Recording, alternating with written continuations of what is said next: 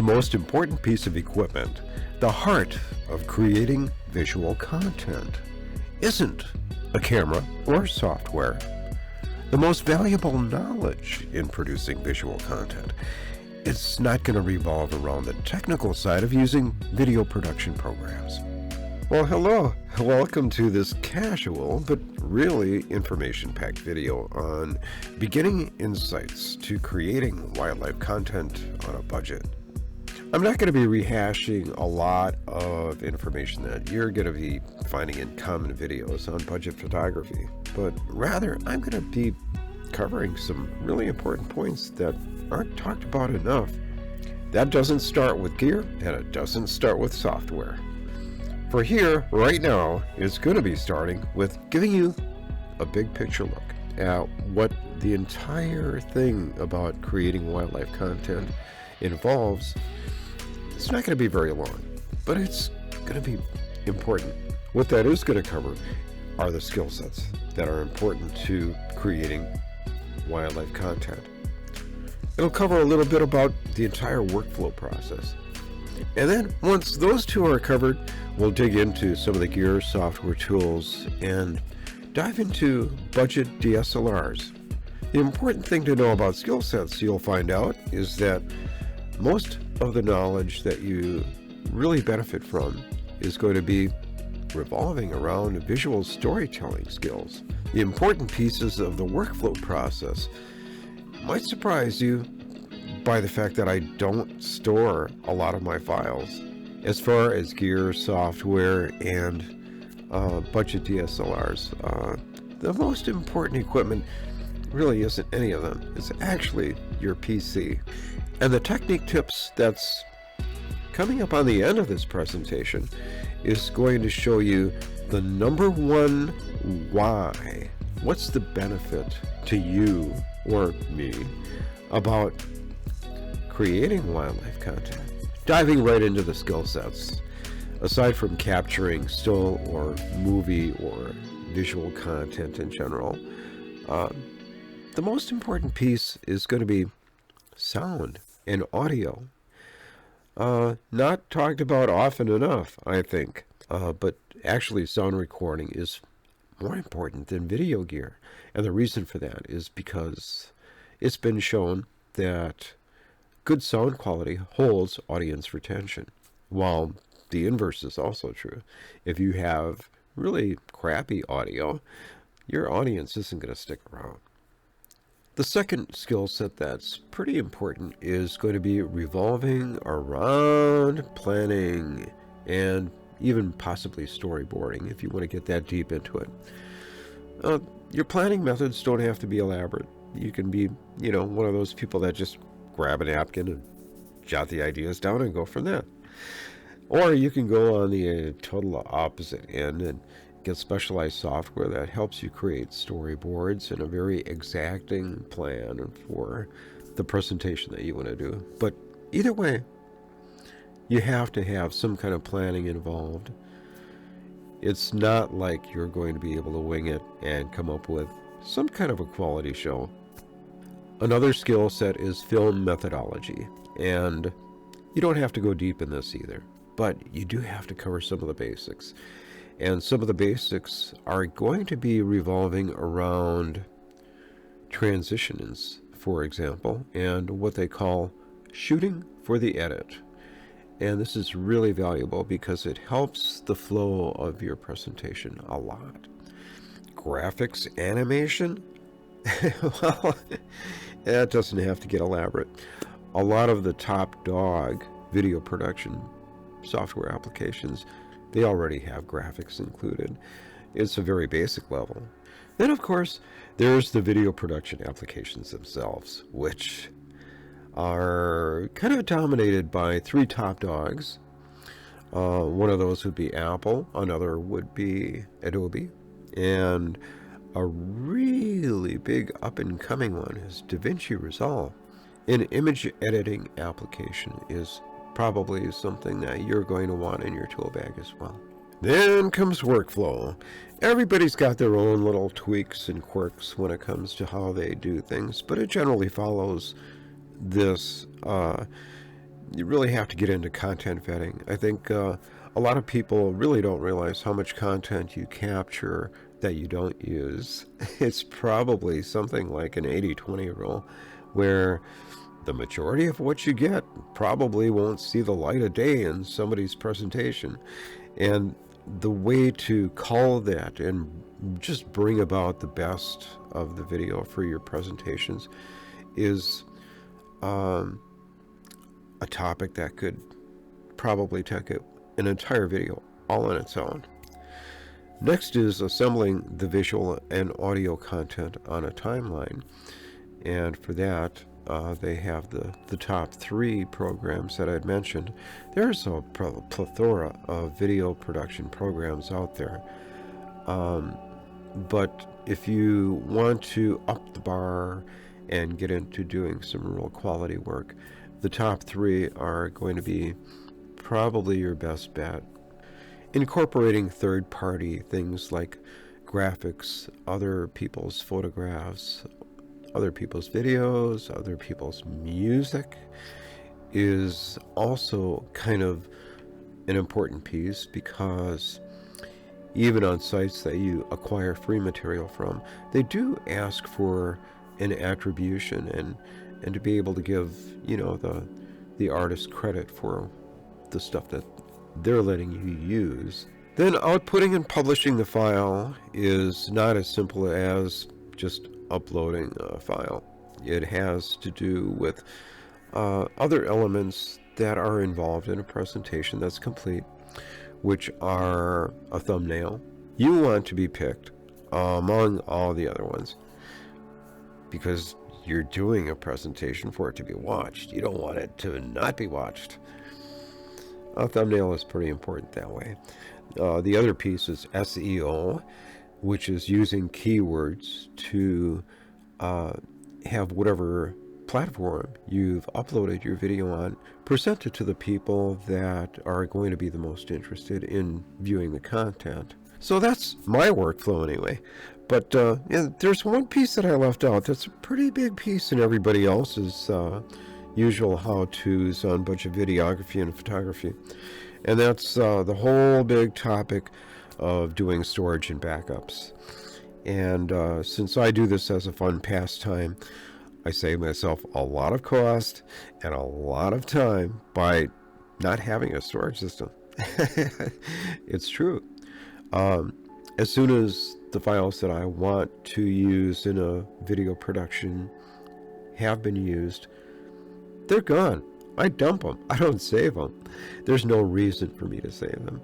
Now, a professional, you know, they have a whole different perspective, because the content that they have created is in many different ways able to produce income. They have a business interest in keeping it. When you're doing this for, you know, just budget, fun, you don't need it. You can have it if you want to spend the time on it and you can afford it, but it's not necessary. So now that we have a big picture view of the skills and kind of the workflow that's involved, you have a pretty good idea of everything outside of the gear itself. So let's dive into the gear. I'm not going to go through all the gear that you can use. I'll just give you my story. And my story is this. I started out with an old cell phone and an old computer, and I gradually upgraded. But all the while I was trying out different pieces to get kind of a bar up on the quality of what I was putting out, I really worked hard to avoid needing a DSLR. So that's where the big story of this is I couldn't afford one. I was looking at the costs of DSLRs and lenses, and I was like, oh, that's not for me. So I tried all these cheaper options, and eventually I got to the point where it was like, well, I'm going to try to research this and see if I assign a budget of $500, and that's it. Can I find something? Can I find something that's worth the money and to me and for what I use it for? And the bottom line is that, yes, it's possible. You have to go back in time, though. You have to go back to when they first started producing semi-professional or professional gear with video capability. And that goes back roughly around a decade. I was able to find something as a body in combination, a real nice one in fact, for right at around $500. But the whole point in telling you that I really did a lot of running around with other things before landing on a DSLR is twofold. What I've come and take away from this is that one camera can't do it all. There's no way. I use different cameras now for different things. My DSLR is my main toy, but the GoPro is used primarily as an action cam for places I wouldn't go with a nice expensive camera or even a cell phone. And it's made for the beauty of the GoPro look in doing really nice ultra-wide shots. But then on the other hand, I still use my cell phone quite a bit also, and the reason for that is because with the camera lens I have a minimum focus distance of 5 feet. So if I want to get anything closer or in detail, I'll pull my cell phone out and use that. It works out pretty well for covering the wide angle that a DSLR can't do with just one lens, or the real close-up stuff that you really want some detail for. But more than any of the gear I mentioned before, the real takeaway from all my running around with different gear is my coming to a moment where I realized no matter what gear I have, the central heart of everything is the PC. Now that we know the PC is the heart of everything else, the number one piece of gear that I've discovered is the DSLR. That's a decade old. It's really allowed me to level up my learning and quality. What it gets you compared to the other alternatives is the form factor, and this is one of those things I really wish people would talk about a lot more. Now, just off the top, you might think, hey, you know, this little action cam or this handy cell phone I can drag out of my pocket and take pictures of my friends or scenery. It's really fast, it's really good. You find a whole different ballgame when you come into wildlife photography. Wildlife photography happens like this. It's a split second, and that's usually all the time you get. Boom. The animal's there, the animal's gone. Boom, done. There's your opportunity. So you have to be fast. So, believe it or not, the heavier DSLR with all those controls on it is actually very fast. It's faster than action cameras. It's faster than cell phones. So when an animal appears and you need to get it fast, you can. Another beauty of the DSLR over some of the other options is it has real usable zoom. I know that there are like a lot of options out there that advertise amazing zoom capability. Well, what it boils down to is this. Because of that all-important form factor, when you're, for example, using a cell phone and trying to zoom, yes, it can get out there, but even with amazing stability, when you do get past a certain point, whatever you capture really isn't going to be usable. It's either going to be degraded in image quality, or you're going to be shaking around so much that you might give somebody the flu if they were watching your video and you tried to incorporate this piece of video in it. It just doesn't work. The DSLR really wins big. And of course, there's the computational photography that everybody raves about on more modern equipment. And essentially what they're doing isn't giving you a better image. They're giving you something that looks like a better image. And the reason it looks like a better image is because most people are viewing this stuff on very small output devices. Okay? So you don't need a lot of detail. You don't need a lot of inherent quality in anything. But the reality of wildlife photography is when you're using budget equipment, as much as a lot of people are going to hate me for saying this, a fact of life is that you're going to have to do some heavy cropping. It's just the name of the game. And the reason for that is with budget photography, you don't have the reach that more expensive photography gets. So that means only one thing. You have to get closer to the animals. And to be able to do that is a lot harder than people realize. The reason I say that is because, for example, my setup has a 300 millimeter zoom. But what that means isn't that I can take a picture from across a pond or something and have it turn out. What that means in practical terms is that if I don't get within 30 feet of a subject, my image quality starts degrading really fast out to that 300 millimeters. So yes, it can do 300 millimeters, but the image quality at that distance is really thumbs down. And so you have to learn techniques to be able to get in close to animals to get really great shots.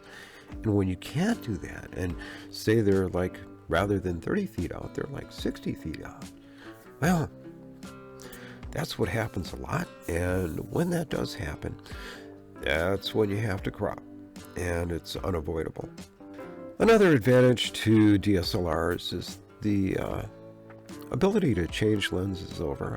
A lot of budget photographers don't get to this point because, you know, they buy one lens that is going to be suitable for most of what they do. And the reason they're doing that is because they can't afford a lot of different lenses. But if you ever reach a point where you run into a deal you can't pass up, or you do come into more money and you can afford more lenses, the option is there, and it's a really nice option to have. Okay, so what's the downside of DSLRs that are about a decade old? Oh, there's a long list, but I'm going to make it really short. There's no video focus tracking. You have fewer programmable buttons. These are a really beneficial asset to people that do wildlife photography, to be able to set up buttons to do different settings at different times. And it's very important when it comes to being able to get animal pictures with speed. And the older cameras just don't have as many options for that. Now, the fact that you're pairing a cheaper camera to a cheaper lens, that's both about a decade old, is the fact that they're cutting the cost in some ways, and sometimes that involves all the materials that go into making a really nice lens, the technology that goes into making a really nice lens. But the really big usability factor is that most of the cheaper lenses really don't have large aperture opening.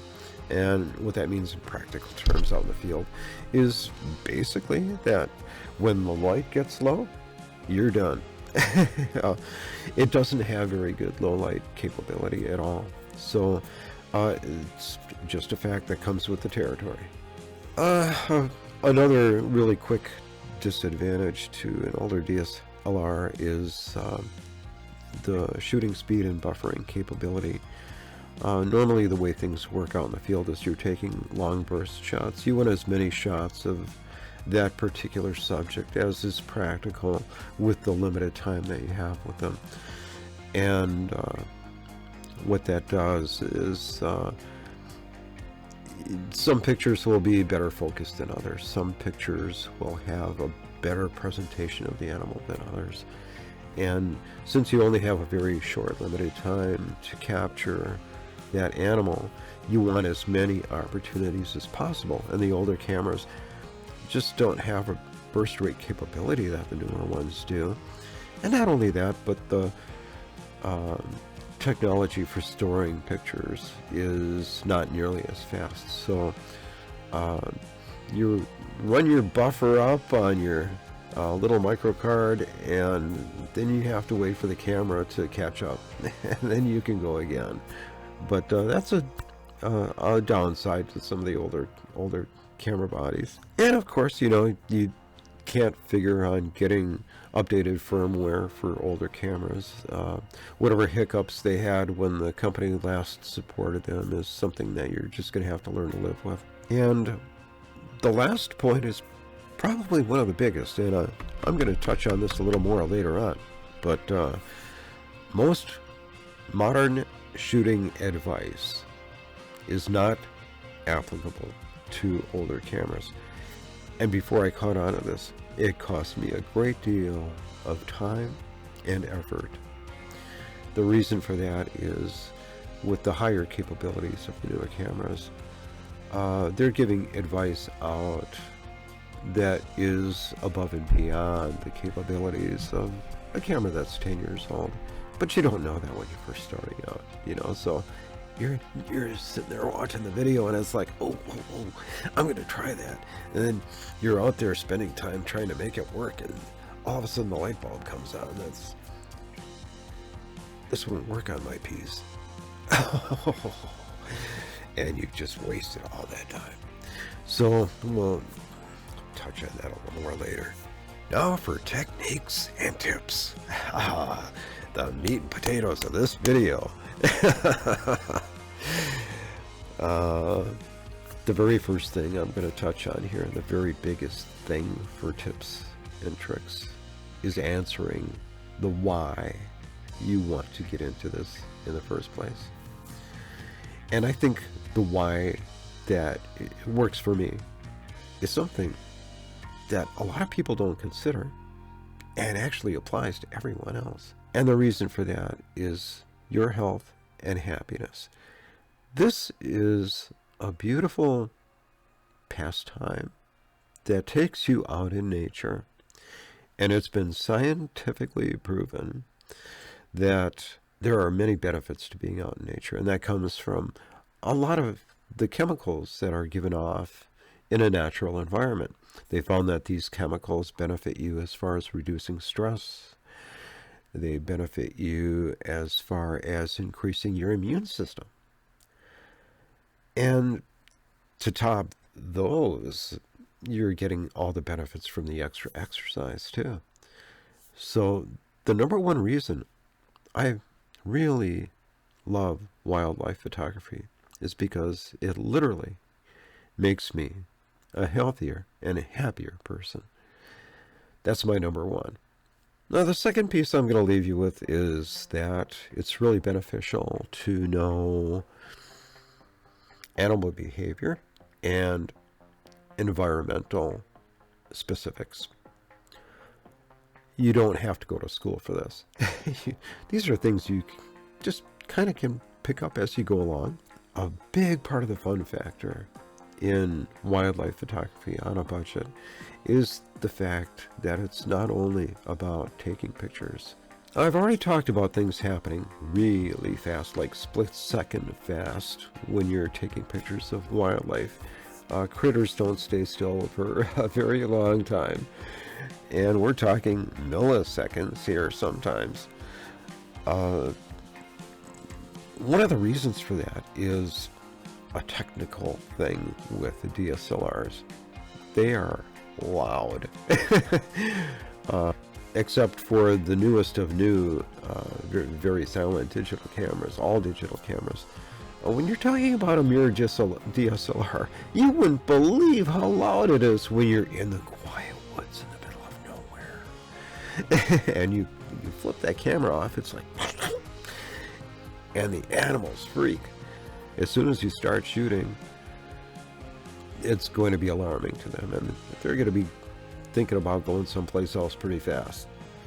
So the technique is, when you see something, shoot the longest burst you can, because if it sticks around, you can just sit there and count your lucky stars as you're getting ready to follow up on shots. And something that kind of closely ties into that is your overall strategy for being out there capturing images. And there are two ways you can go. One is getting a photo, and the other one is getting the photo. Now, professionals go for the photo. That's what they're there for. When you're just starting out, and if you're trying to follow in a professional's footsteps, getting the photo, you're going to mess up, you're going to miss shots, and it's going to discourage you. So the importance that I put on when you're first starting out with budget photography gear is to get a photo. And that encourages you to do more. It encourages you to do better. There's also a learning curve when you're first using any kind of new equipment, like riding a bike. You have to get your coordination down. You have to get your muscle memory in there to the point where you can start working this equipment without really thinking about it as much. And to do that takes practice. And when you're getting a photo, you're getting a lot of practice. When you're just hunting for the photo, you're not getting as much practice. And the more practice, the better. The faster you're going to get past that learning curve to the point where everything starts becoming a little more automatic. Talking about strategy, my strategy is to shoot photos first and video second, every time. And the reason for that is because all of the process that it takes to get to creating an image is much faster with a photograph than video. Every little piece, from turning the camera on to acquiring your subject to focusing on it to metering it and then finally getting the shot off. A photograph is much quicker. So I always do that. It's photos first, and then if the subject is still there for me to have the privilege of taking a video, I'll go there. Another thing people talk about is bokeh, but they always talk about the background bokeh. They're not talking about the foreground bokeh. What bokeh is, if you're unfamiliar with the term, is the blurring effect that you get in the background of pictures with a DSLR, which isn't possible with other alternative means. So this is a really big plus for a DSLR too. Some of the cell phones have gotten up a place where they can fake it, but they're not faking it real well yet. When you're shooting through a little bitty hole in a bunch of brush or something, and I do this a lot, what happens is the foreground starts to blur to the point where you don't realize it's affecting your image quality, and sometimes even to the point where you can't even focus on your subject. And you're kind of oblivious to it because it's not very apparent through the viewfinder. The way I discovered this for myself was, this picture didn't focus very well. So I'm taking it home, looking at it there and zooming in. And that's where I started noticing it's the foreground of bokeh that's really kind of getting in the way of good images, but it's not apparent through the viewfinder. You can only see it when you're on your PC and really looking close. It's something to be aware of. A tip that I have that isn't talked about hardly at all anywhere is being able to walk heads up out in the woods. How stupid does that sound? But it's true. Um, yeah, it's just common sense, really. The more you're looking at your feet, the less you're looking for and being able to see anything around you. And so over time, on trails that I do often and am very familiar with, I'm practiced to the point where I can do a lot of walking on these without looking down at my feet. You can't do that on trails that are new to you. But it's a really big advantage if you do go to a specific area and you really get to know it well, to almost remind yourself sometimes that you can get around just fine without looking at every step you take. One of the things that are talked about but maybe misrepresented a little bit, and that's reviewing your photographs when you're out in the field. It's a catch-22. And it depends on your subject. It depends on your environment. It depends on what you're after when you're out there to try to capture wildlife. Sometimes it's an advantage because when you review the pictures that you've just taken, it allows you to go ahead and fine-tune adjustments to make follow-up shots better. On the other hand, reviewing your picture out in the field can really cost you a lot of missed shots because with animal behavior, sometimes when it appears that they've gone away, they'll come back. And if you're not ready for that, it's going to be a lost opportunity. And I'll just briefly touch on the camera carry systems.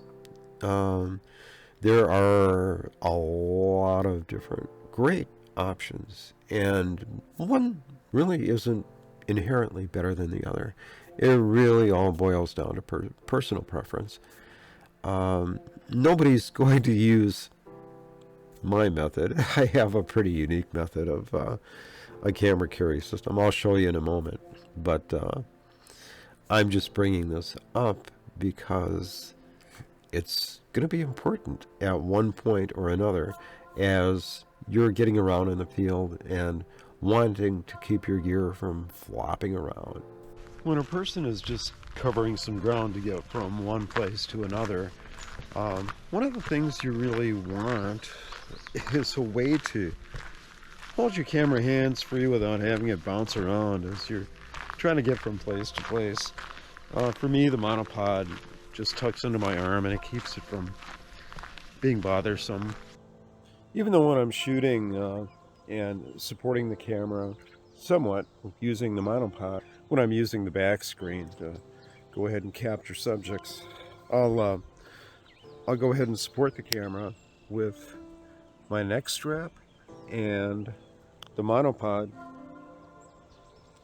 kind of on my belt line, and that gives me some pretty good support for doing video. Now, the last tip and trick that isn't talked about nearly enough is that your DSLR, if that's your primary tool, has two different focusing systems. The viewfinder and then the live view screen on the back, they both use different systems for focusing, and they both have advantages and disadvantages. So whichever one you use is going to depend on the circumstantial elements of where you're at and what you're doing. So quickly, the viewfinder is called phase detection. It compares light between two little micro lenses that are built into your camera. The reason people love these things is because they're so fast. The reason people hate them is because they're not as accurate. You'll misfocus sometimes. Well, they're also a little more stable just for the fact that when you're using your viewfinder to focus, you're normally having a tight hold, arms in on your camera. Oftentimes the camera's right up on your face. It's a very steady, stable position to be in when you're taking photographs. Now, moving down and looking at the live view screen on the back of your DSLR camera, that's called contrast detection. And what it does is actually uses the projected light on the sensor in order to measure areas of contrast and use that as the focusing device. And the reason people like them is because they are very accurate. You'll get focusing hits a lot more often using that system. And it's also heads up better than a viewfinder system when you're using it in very low light. It seems to be able to do a great job when it doesn't have as much light to work with. However, oh yes, there's a downside. Whenever you're using it, every time you're flipping the shutter, it literally turns the screen off and has to come back on. And it does that because it needs that process in order to be able to focus. So if you're trying to follow any kind of action shots or anything like that, and you start taking pictures and all of a sudden that screen goes blank and you can't see what's going on, you're going to start cursing this. Another downside is that you using the screen on the back a lot is really going to cut down on the amount of battery that you have. Also, when things are really bright outside, the glare on the back of the screen can prohibit you from being able to use it. But I'll leave with a positive note. On the live view, one of the nice things about it is that you can move the camera around to various different positions and still be able to see what's going on. That's a really nice plus. So I'll leave it at that. I'd like to thank you very much for watching the program here. And I hope you got some great takeaways of some of the big picture topics and some of the things that people just don't talk about often enough.